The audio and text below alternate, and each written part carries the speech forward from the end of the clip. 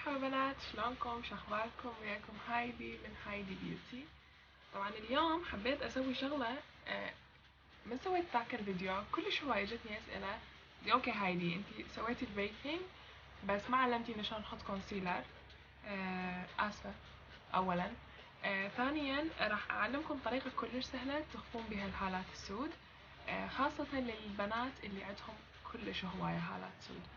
فراح استخدم شغلة هواية مستخدميها باليوتيوب قبل وغيرها بمكانات، بس راح اسويها كلش مسهلة وبطريقتي. عندي حمرة من NYX، اشتريتها بصراحة طلع لونها كلش مو حلو على بشرتي، فقلت فاين اقدر استخدمها ككوريكتور لانه ما عندي كوريكتور كلش زين، وغالبا يكون الكوريكتور من ماركات كلش غالية مثل ماك وغيرها، فتكون اسعارها شوية خيالية، واني ما محتاجة اشتري هيجي ماركات كلش غالية. فاشتريت هاي الحمرة، طلعت غلط، استخدمتها ككوريكتور وطلعت كلش حلوة على بشرتي.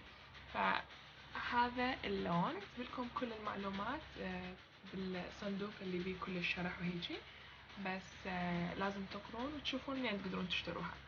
فراح اعلمكم، راح اخلي بهاي العين لانه بيها اكثر سوادات، بدي اشوف هاي العين اتس اوكي. فراح اخلي هنا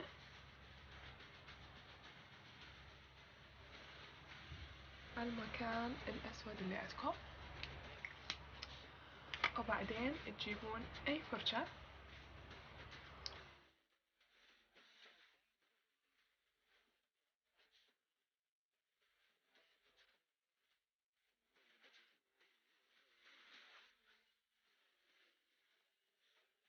من ذا بوم، كلش زين، اني احبه، اسمه تايم بول. شوفوا قد مستخدمة من عنده، ما باقي من شي اصلا. اوكي، وراها راح اخلي الكونسيلر.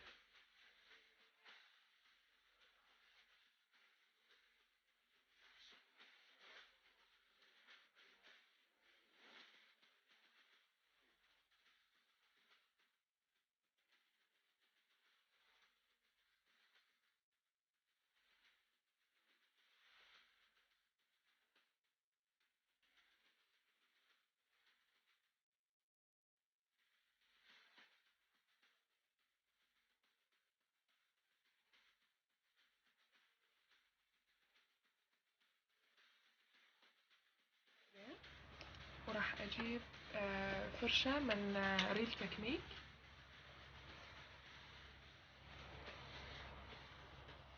لانه كلش تسوي المكان طبيعي.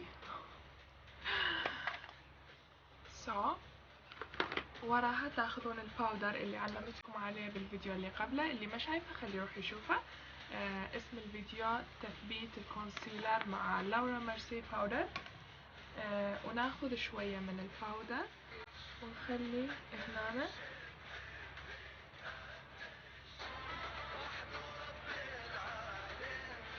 وننتظر 10 دقايق، وراها نمسحها. ولما نريد نمسح الباودر تاخذون اي فرشة، انا راح استخدمها هاي من ريل تكنيك، وبس اسوي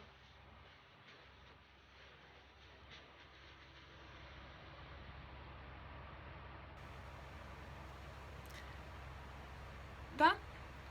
هسه بهيجي حالة اكون خلصت، السوادات اختفت، ولو اني ما عندي كلش هواي سوادات جوا عيني، بس هاي الطريقة كلش مفيدة، وما راح تكلفكم كلش هواي لان هي حمرة عادية، والحمر ما تكلف هواي. فاي لون وردي، اي لون على برتقالي، حمارات خفيفة تقدرون تستعملوها جوا عينكم، وراح تشوفون نتيجة كلش حلوة.